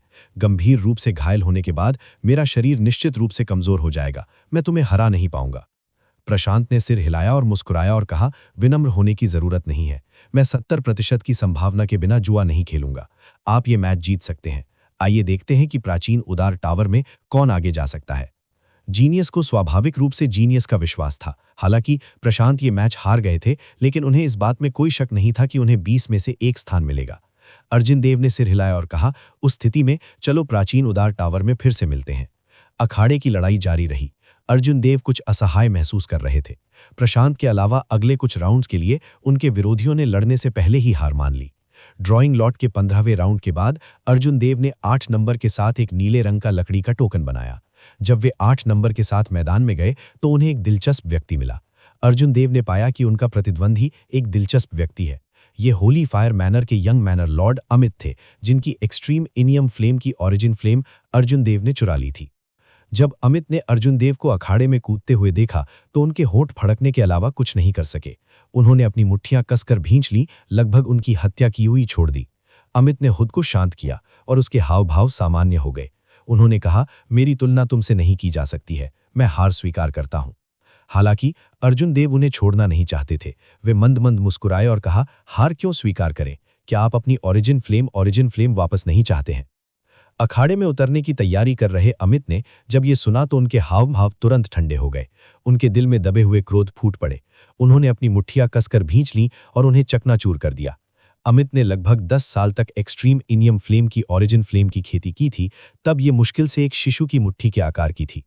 10 साल की कड़ी मेहनत अर्जुन देव ने छीन ली थी। ये उसे मारने से भी बदतर था। अमित ने अपनी आंखें बंद कर लीं और कुछ गहरी सांसें लीं। फिर उन्होंने ठंडे स्वर में कहा, ठीक है, इसे अभी के लिए सुरक्षित रखें। समय आने पर मैं इसे ब्याज के साथ वापस ले लूंगा। जैसे ही अर्जुन देव ने अमित को जाते हुए देखा, वे थोड़ा भौहें चढ़ा दिया। इस व्यक्ति का स्वभाव वास्तव में शांत है। इस तरह का झटका लगने के बाद भी वे शांत रह सकता है और कुछ भी जल्दबाजी नहीं कर सकता। अमित को खुले में अखाड़े में पंगु बनाने की अर्जुन देव की योजना विफल रही। युद्ध समाप्त होने के बाद अर्जुन देव देवलोक सम्राट की मूर्ति के नीचे के क्षेत्र में लौटे। फिर उन्होंने और अन्यों ने लड़ाइयों पर ध्यान देना शुरू किया। ये चमन चौधरी वास्तव में लो प्रोफाइल है। अप्रत्याशित रूप से उन्होंने बिना किसी को देखे लगातार 15 मैच जीते, यहां तक कि पंकज सिंह भी उनसे हार गए। सबसे महत्वपूर्ण बात यह है कि मैंने उसे अपनी पीठ पर तलवार खींचते नहीं देखा। मुझे उम्मीद नहीं थी कि महाराणा राष्ट्र के पास अर्जुन देव के अलावा इतना शक्तिशाली व्यक्ति होगा। मैंने अतीत में उन्हें कम करके आंका। ऐसा लगता है कि आर्या किंग ने 10 मैच भी जीते हैं। उनकी ताकत को भी कम करके नहीं आंका जाना चाहिए। जो प्रतियोगी लड़ नहीं रहे थे या पहले ही अपने मैच समाप्त कर चुके थे, उन्होंने अखाड़े में भीड़ को देखते हुए नर्म आवाज में चर्चा करना शुरू कर दिया। अर्जुन देव उत्साहित महसूस कर रहे थे। उसने भीड़ की निगाहों का पीछा किया और ऊपर देखा। चमन चौधरी का प्रतिद्वंद्वी ग्रेट चू नेशन का एक तलवारबाज था। चमन चौधरी अपनी पीठ पर तलवार रखते थे और उनके चेहरे पर हमेशा शांत भाव होते थे। ये जानबूझकर या दिखावा नहीं लग रहा था। ये ऐसा था जैसे उसे ऐसा ही होना चाहिए। सब कुछ बहुत स्वाभाविक था। आधे साल तक उन्हें नहीं देखने और स्वर्गीय कृपाण मंडप में विदा होने के बाद चमन चौधरी अभी भी वैसे ही थे जैसे अर्जुन देव ने पहली बार उनसे मुलाकात की थी। उसमें बिल्कुल भी बदलाव नहीं आया। अर्जुन देव ने कभी चमन चौधरी की ताकत पर शक नहीं किया। भले ही चमन चौधरी ने तेजी से सुधार किया था और विभिन्न राष्ट्रों के अनगिनत प्रतिभाओं को हरा दिया था, फिर भी अर्जुन देव को लगता था कि वो चमन चौधरी के माध्यम से नहीं देख सकते थे। अर्जुन देव को अभी भी लग रहा था कि वो चमन चौधरी के आर पार नहीं देख सकते थे। वो एक पुराने कुएं की तरह था। जितना अधिक वो इसके बारे में सोचता था, वो उतना ही अथाह होता जाता गया। वो फिर से जीत गया। इस साथी ने लगातार 15 मैच जीते हैं। केशव, अर्जुन देव और अन्य की तरह उन्होंने एक भी मैच नहीं गंवाया है। वो वास्तव में एक काला घोड़ा है। ये बहुत चौंकाने वाला है। चमन चौधरी का मैच खत्म हो गया। कुछ प्रयास करने के बाद उसने ग्रेट चू नेशन के इस तलवारबाज को हरा दिया। फिर वो चुपचाप अखाड़े से चला गया। कुछ दिनों के बाद कोई भी अर्जुन देव को कम आंकने की हिम्मत नहीं करेगा। यहां तक कि प्रशांत, अमन और शर्मिला जैसे शिखर के लोगों के हाव भाव भी बदल गए जब वे उन्हें देखते थे। धीरे धीरे रात ढल गई। अखाड़े की लड़ाई का पहला दिन ऐसे ही समाप्त हो गया। कुछ लोग खुशी से झूम उठे तो कुछ लोग चिंतित हो गए। जो भाग्यशाली थे वो बहुत खुश थे। उन्होंने कहा कि वे पिछले मैचों में किसी भी शक्तिशाली व्यक्ति से नहीं मिले थे। उन्होंने अपने विरोधियों से आसानी से निपटा लिया था और अपनी अधिकांश जीत हासिल की थी। जो बदकिस्मत थे वे शिकायत करना बंद नहीं कर सकते थे। उनके 15 मैचों में से अधिकांश मैच केशव जैसे लोगों के खिलाफ रहे थे। इसके परिणाम स्वरूप वे अपने अधिकांश मैच हार गए और उन्हें सबसे नीचे रखा गया। बेशक ये केवल अल्पसंख्यक थे। उनमें से अधिकांश का भाग्य अच्छा या बुरा था। मजबूत और कमजोर विरोधी थे। उन्होंने अपने तरीके से लड़ने के लिए अपनी ताकत पर भरोसा किया था। शमशेर सिंह ऊंचे चबूतरे पर खड़े होकर जोर से बोले, जाओ मत, हम प्लाजा में रात बिताएंगे। जब कल मैचों के परिणाम आ जाएंगे तो हम तुरंत प्राचीन उजाड़ टावर को सक्रिय कर लेंगे। प्राचीन उजाड़ टावर को शाम से पहले सक्रिय करना होगा। जब भीड़ ने यह सुना तो उनकी ज्यादा प्रतिक्रिया नहीं हुई। वे बस प्लाजा में रात बिताने जा रहे थे, कोई दबाव नहीं था। सभी को जगह मिली और वे पालथी मारकर बैठ गए। फिर उन्होंने अपनी सांस लेने या खेती को नियंत्रित करना शुरू कर दिया। अर्जुन देव को कम लोगों वाली जगह मिली। उसने संकोच नहीं किया और पालथी मारकर बैठ गया। फिर उसने अपनी आंखें बंद कर लीं और खेती करने लगा। अगली सुबह जब सूर्य झुका तो पालथी मारकर बैठे काश्तकारों ने अपनी आंखें खोलीं और अपनी मांसपेशियों और हड्डियों को ढीला करना शुरू कर दिया। अगले दिन के मैचों की तैयारी करने लगे। ड्राइंग लॉट का पहला दौर शुरू हुआ। अर्जुन देव ने एक लाल लकड़ी का टोकन प्राप्त किया जिस पर 23 अंक लिखा था। पहले 18 प्रतियोगियों के अपने मैच समाप्त करने के बाद अर्जुन देव ने एक अखाड़ा ढूंढा और अपना लकड़ी का टोकन लटका दिया। फिर वो चुपचाप अपने प्रतिद्वंद्वी का इंतजार करने लगा। मुझे उम्मीद है कि कोई और किसान नहीं होगा जो लड़ाई से पहले डरता है। ये कुछ भी नहीं होगा, अर्जुन देव ने असहाय होकर सोचा। शिव। जैसे ही अर्जुन देव खुद से बड़बड़ा रहे थे, एक परिचित व्यक्ति अखाड़े में कूद पड़ा। उस व्यक्ति ने अर्जुन देव की ओर देखा और मंद मंद मुस्कुराते हुए कहा, तुम्हारी किस्मत काफी बुरी है। अप्रत्याशित रूप से तुमने श्वेत रोब्ड ब्लेड्समैन को आकर्षित किया। अर्जुन देव ने अपनी आंखें सिकोड़ लीं और गंभीर भाव से इस व्यक्ति की ओर देखा। उन्होंने कहा, चमन चौधरी। चमन चौधरी ने मंद मंद मुस्कुराते हुए कहा, अतीत को याद करने की जरूरत नहीं है, पहले की तरह हम प्रत्येक एक कदम उठाएंगे। हम एक चाल में विजेता का फैसला करेंगे। अर्जुन देव ने अपना दाहिना हाथ कृपाण की मूठ पर रखा और कहा, जरूर, मैं भी बहुत उत्सुक हूं। क्या आपकी तलवार पहले की तरह तेज है? दोनों 100 मीटर की दूरी पर खड़े हो गए और एक दूसरे को घूरने लगे। हवा में एक दूसरे को घूरते हुए उनकी आभा बढ़ती रही। ये कृपाण और तलवार के टकराव जैसा था। हल्की खनखनाहट की आवाज आ रही थी। अखाड़े के चारों ओर की हवा तेजी से घूम रही थी। दोनों के कपड़े और बाल हवा में लहरा रहे थे।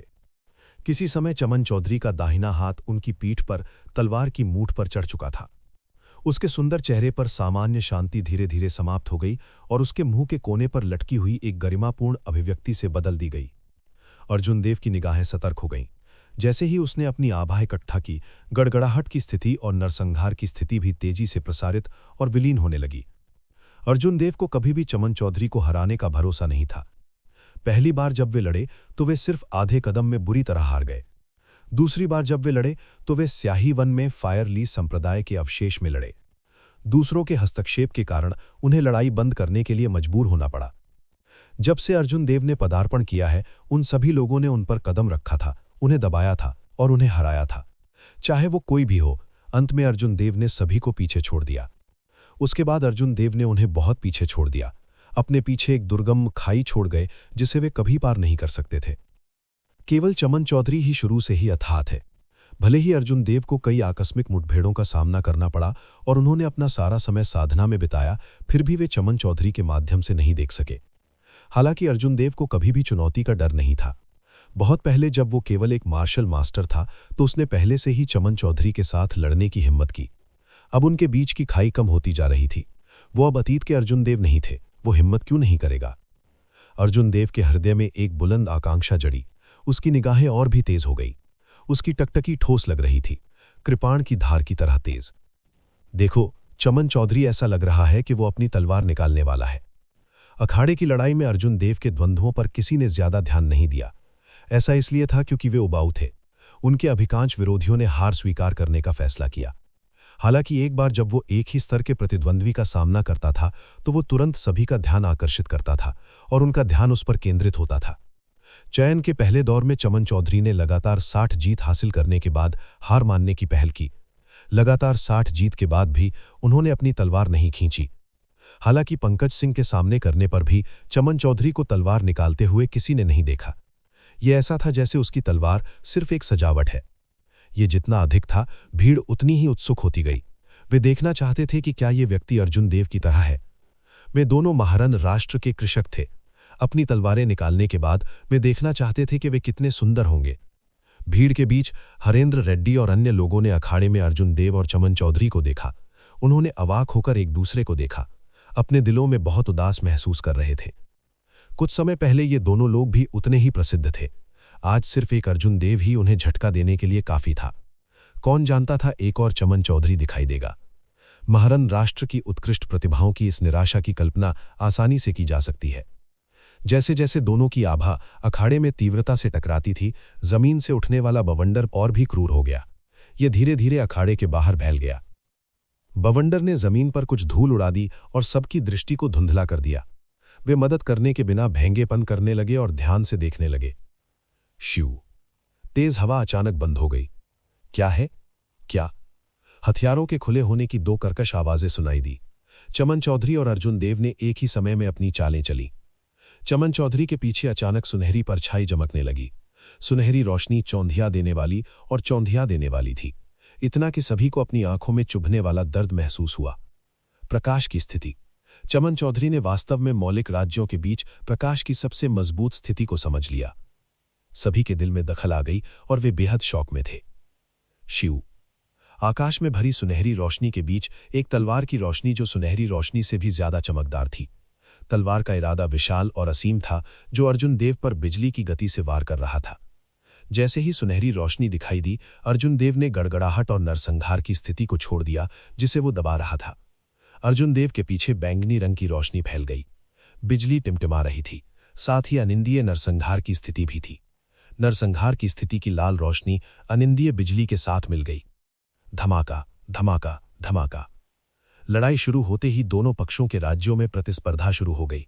आकाश देदीप्यमान सुनहरी रोशनी से भर गया था और विचित्र और असीम बैंगनी लाल रोशनी अखाड़े में एक दूसरे से टकरा रही थी। अखाड़े के कोनों पर अर्जुन देव और चमन चौधरी एक दूसरे की पीठ पर टिके हुए थे। उनकी कृपाणें और तलवारों की नोकों से धीरे धीरे खून की बूंदें टपकने लगी। क्या ये ड्रॉ है? नीचे की भीड़ ने इस दृश्य को देखकर संदेह से कहा। कृपाणें पहले से ही खून से सनी हुई थीं। इसका मतलब है कि उन्होंने एक ही समय में एक दूसरे को मारा। अर्जुन देव और चमन चौधरी के 2 खून के तीर निकले। ये बहुत तेज था। मैंने इसे बिल्कुल भी स्पष्ट रूप से नहीं देखा। अप्रत्याशित रूप से ये ड्रॉ में समाप्त हुआ। इसके अलावा ये थोड़ा अव्यवस्थित था। मैंने ये नहीं देखा कि दोनों ने कैसे अपनी चालें चली। ये देखकर जब नतीजा पहले ही तय हो गया तो भीड़ ने अपना सिर हिलाया और आह भरी। ये कदम बहुत तेज था। हालांकि ये देखना चौंकाने वाला था, लेकिन वे इसे बिल्कुल भी नहीं समझ सकते थे।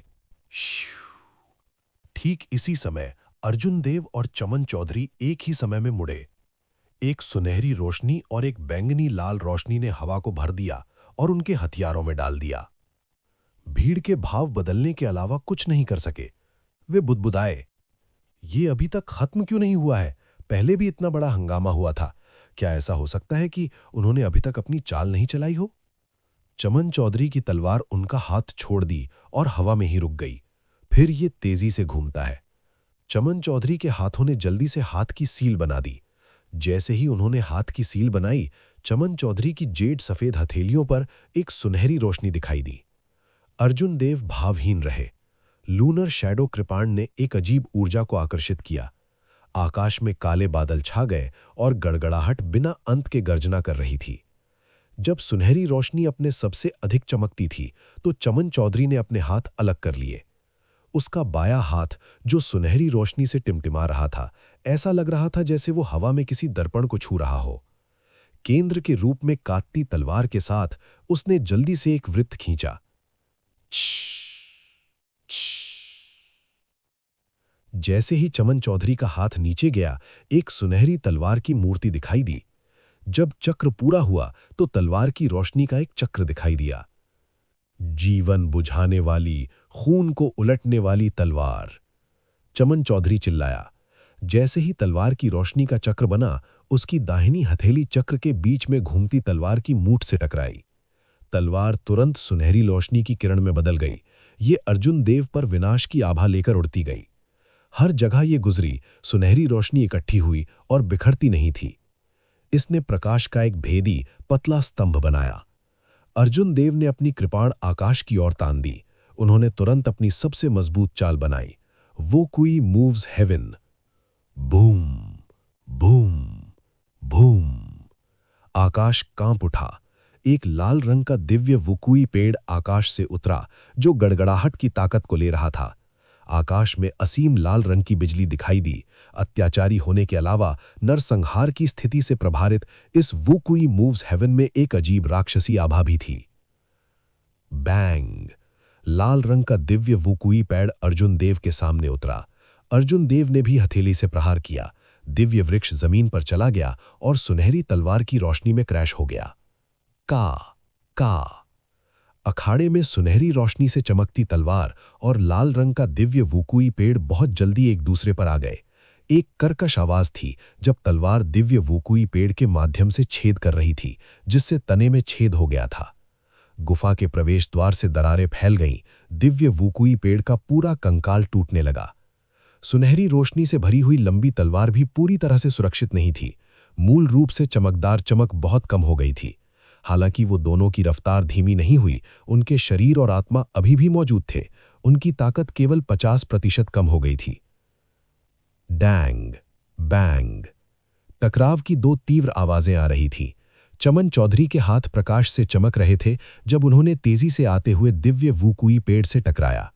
गड़गड़ाहट और नरसंहार की स्थिति में विस्फोट हो गया, जो चमन चौधरी की ओर बढ़ते हुए एक विशाल लाल रंग की शदमे की लहर में बदल गया। दूसरी ओर तलवार, जो काफी मंद हो गई थी, अर्जुन देव के सामने उसी क्षण पहुंची जब दिव्य वुकुई पेड़ ने चमन चौधरी को गिरा दिया। अर्जुन देव ने अपने पैरों को स्थानांतरित किया और तलवार की नोक को अवरुद्ध करते हुए अपनी कृपाण को अपनी छाती पर रखा। तलवार की बढ़ती ऊर्जा तुरंत आगे बढ़ गई। बूम! अर्जुन देव और चमन चौधरी की कमी खली। उनके प्रतिद्वंद्वी के बचे हुए मार्शल टेक्निक ने उन्हें उसी समय जमीन पर गिरा दिया। उनके मुंह के कोने से खून निकल रहा था। नियमों के अनुसार अखाड़े से बाहर निकलना हार था, हालांकि वे दोनों एक ही समय में जमीन पर गिर गए थे। इसे केवल ड्रॉ माना जा सकता है। चमन चौधरी ने अपनी हथेली वापस ले ली और तलवार का चा की आवाज के साथ उसकी पीठ पर तलवार पर लौट आई। आधे साल तक आपको नहीं देखने के बाद आप पहले से ही मुझे ऐसी स्थिति में मजबूर करने में सक्षम है। मुझे आशा है कि आधे साल के बाद भी आप इतने भाग्यशाली होंगे। चमन चौधरी ने अपने होठों के कोने से खून पोंछा। उसने भीड़ की चौंकी हुई निगाहों को नजरअंदाज किया और किनारे पर चला गया। फिर उसने अपनी आंखें बंद कर लीं और अपनी चोटों का इलाज किया। अर्जुन देव कुछ देर तक मन ही मन बुदबुदाया। उन्होंने अपने चेहरे पर ज्यादा निराशा नहीं दिखाई। हालांकि उन्होंने अपने प्रतिद्वंद्वी को पूरी तरह से नहीं हराया, लेकिन अर्जुन देव ने पहले ही अपने प्रतिद्वंद्वी की ताकत की जांच कर ली थी। हर कहानी एक अंत तक पहुंचती है, लेकिन कुछ कहानियां दिल में बस जाती हैं। अगर दिव्य तपस्या अर्जुन देव की कहानी का ये भाग आपके दिल को छू गया हो तो वीडियो को लाइक करें और हमारे channel Mukul the story teller को सब्सक्राइब करें ताकि अगला भाग सबसे पहले आप तक पहुंचे। और हाँ, कमेंट में ज़रूर बताइएगा कि आपको इस कहानी का ये हिस्सा कैसा लगा। आपका एक शब्द हमारे लिए नई कहानी की प्रेरणा बन जाता है।